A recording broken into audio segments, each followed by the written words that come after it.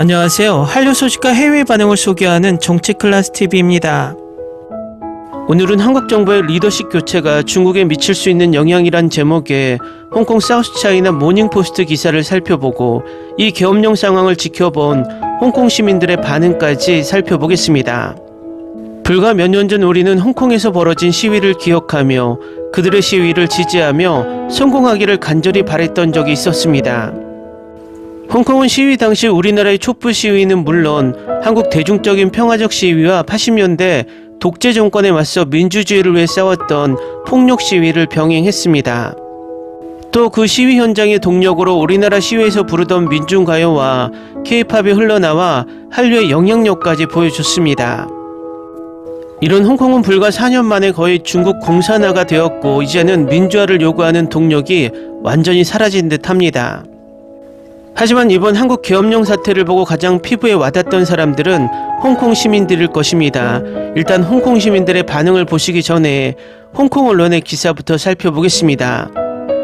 홍콩 사우스차이나 모닝포스트지도 이제 완전히 중국 기관지처럼 모든 정치 상황을 중국의 시각으로 기사를 쓰고 있는데 이 언론은 이미 윤 대통령의 대통령 상실을 기정사실화하고 있습니다.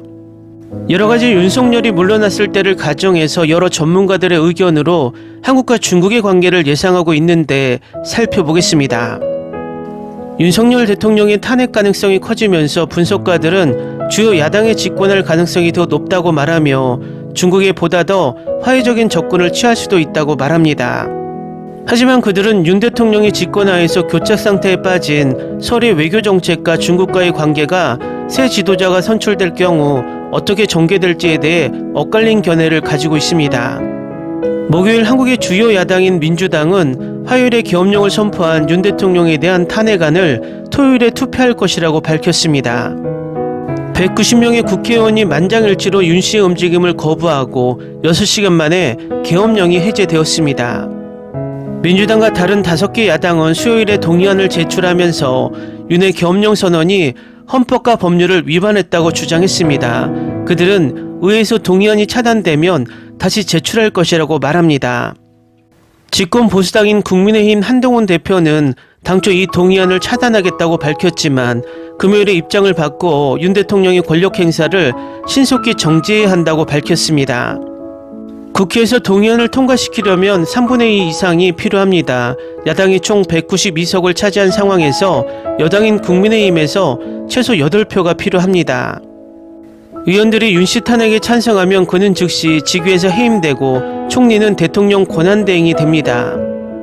그런 다음 헌법재판소에서 재판이 열리고 9명의 재판관 중 6명 이상이 동의안에 찬성하면 대통령은 탄핵됩니다. 그리고 그렇게 되면 정부는 60일 이내에 선거를 치러야 합니다. 이는 보수적 국민의힘에서 진보적 방향으로 변화, 그리고 외교 정책을 포함한 방향 전환을 의미할 수도 있습니다. 윤이 탄핵된다면 2017년 보수당 새누리당의 박근혜 전 대통령이 탄핵된 이후 두 번째 한국 대통령이 되는 셈입니다. 그녀의 후임은 민주당의 문재인 대통령입니다.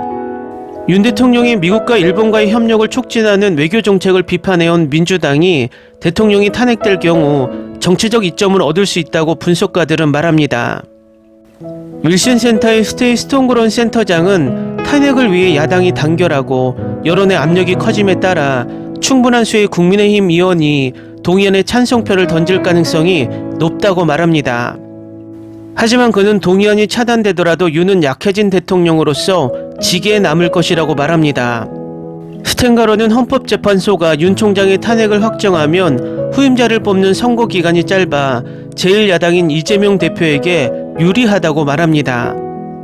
카네기 국제평화재단 아시아 프로그램의 한국학 연구원인 다르시 드라우트도 투표가 통과될 가능성이 높아 보인다는데 동의합니다.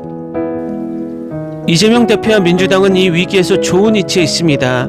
2020년 이후 이 초다수당은 그들의 잠재적인 힘을 보여줍니다. 그녀는 말합니다.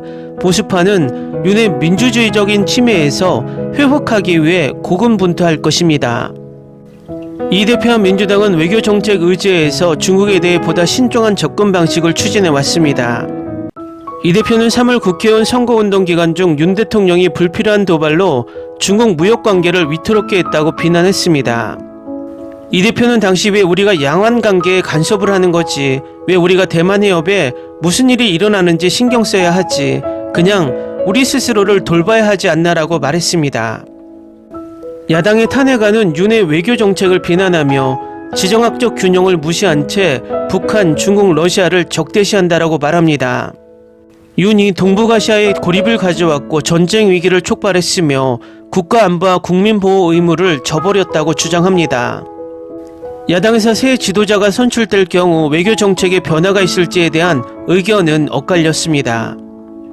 워싱턴 소재 싱크탱크 브루킹스 연구소의 앤드류어 선임 연구원이자 SK 코리아 재단 한국한 위원장은 윤 대통령이 강력한 발언을 펼쳤음에도 불구하고 중국에 대한 신중한 입장을 보였지만 민주당 정부는 베이징과의 관계에 더 집중할 것이라고 말합니다. 야당 민주당 소속 의원이 대통령이 되면 중국이 접근하려는 노력이 더욱 커질 것으로 본다고 여 의원은 말합니다. 트럼프 행정부가 수출, 투자, 안보, 기술 등에 대한 통제와 같은 문제에 대해 매우 강경하다면 그들은 선을 넘지 않을 수도 있습니다. 한국이 반드시 이를 따를지는 잘 모르겠습니다. 앤드류어는 민주당이 중국에 더 우호적인 경향이 있기 때문에 베이징이 민주당으로 권력 교체를 선호할 가능성이 높다고 말합니다. 런던 킹스 칼리지의 국제관계 교수인 라몬 파체코 파로도는 어느 당이 집권하더라도 한국의 대중정책에 큰 변화는 없을 것으로 예상합니다. 그는 한중 관계의 전성기는 이제 과거의 일이 되었습니다라고 말합니다. 미래의 대통령은 중국과 더 많은 대화를 시도할 수 있지만 저는 근본적인 것이 바뀔 거라고 생각하지 않습니다. 윌슨 센터의 스탠가로는 행정부가 바뀌어도 정책에는 큰 변화가 없을 것이라는데 동의했습니다. 윤은 이미 중국에 더 중점을 두기 위해 외교 정책을 재조정하려고 했습니다. 어떤 새 행정부도 이를 계속할 가능성이 있지만 새 트럼프 행정부와의 관계를 관리하는 맥락에서 그럴 것입니다라고 그는 말합니다. 탄핵 절차는 새로운 트럼프 행정부와의 관계를 관리하는 한국의 능력을 제한할 것입니다. 정책은 새로운 선거가 끝날 때까지 정해질 수 없기 때문입니다. 즉 새로운 대통령은 새로운 트럼프 행정부와의 관계를 구축하는데 귀중한 시간을 허비하게 됩니다.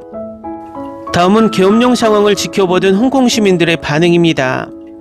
그 군인들은 아마도 그런 상황에 처하고 싶지 않았을 것입니다. 명령에 불복종하면 군법회의에 회부될 것입니다. 대통령은 평생 감옥에 가야 합니다. 이틀 전에 무슨 일이 있었어. 이제 우리는 정상으로 돌아왔습니다. 윤석열은 대역죄로 유죄 판결을 받아야 합니다.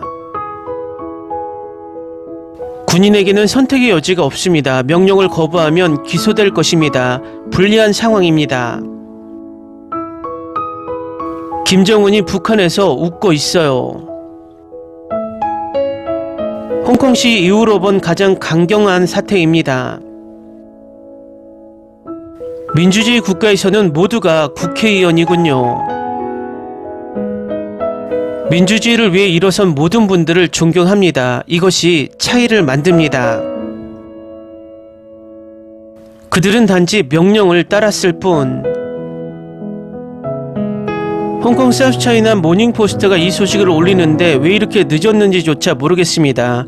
BBC 가디언 등 서구 뉴스에서도 어제인가 이틀 전에 이 글을 올렸어요. 동아시아 일인데도요. 마치 K드라마를 보는 듯한. 이것을 가볍게 여기지 마십시오. 이와 같은 일이 한국의 투자자들을 놀라게 할 것입니다. 민주주의는 작동합니다. 중국 사람들은 베이징의 독재 정권을 평화롭게 전복할 수 있을까요? 중국 정권은 합법 정부를 전복시킨 이후 계엄령을 선포했습니다. 남한 사람들은 다 군사훈련을 받은 게 아닌가? 그들은 똑똑한 사람들입니다. 그들은 자신의 운명을 결정할 것입니다. 홍콩은 그렇게 하지 못했습니다. 민주주의를 위해 투쟁하시는 분들을 존경합니다. 홍콩에 있는 친애하는 친구 여러분, 아직 끝나지 않았습니다. 힘내세요. 기회를 얻으실 겁니다. 무모하고 억압적인 독재는 결코 지속되지 않습니다. 한국인들은 1980년 5월 18일에 반복을 원하지 않습니다. 한국 영화 택시 운전사를 참조하세요. 민주주의 국가 사람들은 내가 깨어있지 않으면 우리나라가 독재국가로 변할지도 모른다는 생각에 어떻게 매일 밤 푹 잠을 잘 수가 있는지 궁금합니다. 이게 중국이라면 독재자에 맞서 민주주의를 옹호한 한국인들은 훌륭했습니다. 전두환이랑 윤이랑 비교하는 거 너무 좋아. 대한민국 국민 여러분과 함께 하겠습니다. 한국 국민 여러분께 경의를 표합니다. 홍콩 사람들이 당신들의 용기로부터 다시 배우기를 바랍니다. 아시아인으로서 한국은 아시아에서 가장 성공적인 민주주의 국가 중 하나였습니다. 모든 것이 민주적 절차를 통해 6시간 만에 해결되었습니다. 아시아는 이것으로부터 많은 것을 배울 수 있습니다. 한국 국민을 존중합니다. 한국은 굉장해. 민주주의는 작동합니다. 중국 사람들은 베이징의 독재 정권을 평화롭고 신속하게 전복할 수 있을까요? 댓글 반응 잘 보셨나요? 홍콩 언론의 시각과 홍콩 시위를 겪었던 홍콩 시민들의 반응들이 조금 더 깊이 와 닿습니다. 우리가 홍콩 시위 때 홍콩을 응원했던 것처럼 그들도 그들이 하지 못한 자유를 위해 대한민국을 응원하면서 대리만족을 느끼는 것 같습니다. 오늘 탄핵 표결이 있지만 설사 부결이 되어도 너무 실망하지 않기를 바랍니다. 조금 늦더라도 그는 치명적인 잘못을 저질렀고 그 잘못이 사라지는 것은 아닙니다. 물론 저도 오늘 탄핵이 통과되길 간절히 바라지만 아직도 그를 지지하는 부역자들이 많기 때문에 객관적으로 통과할 수 있을지는 50대 50입니다. 이번에 안 되면 통과될 때까지 계속하면 됩니다. 지치지 말고 우리 국민 모두 힘냅시다. 정치클래스TV는 한류 외신과 해외 반응을 꾸준히 쫓아가 보겠습니다. 재밌게 잘 보셨나요? 여러분의 구독, 좋아요, 댓글, 알림 설정은 컨텐츠 제작에 큰 힘이 됩니다. 그리고 항상 하시는 일마다 대박 나시고 행복하시길 바랍니다.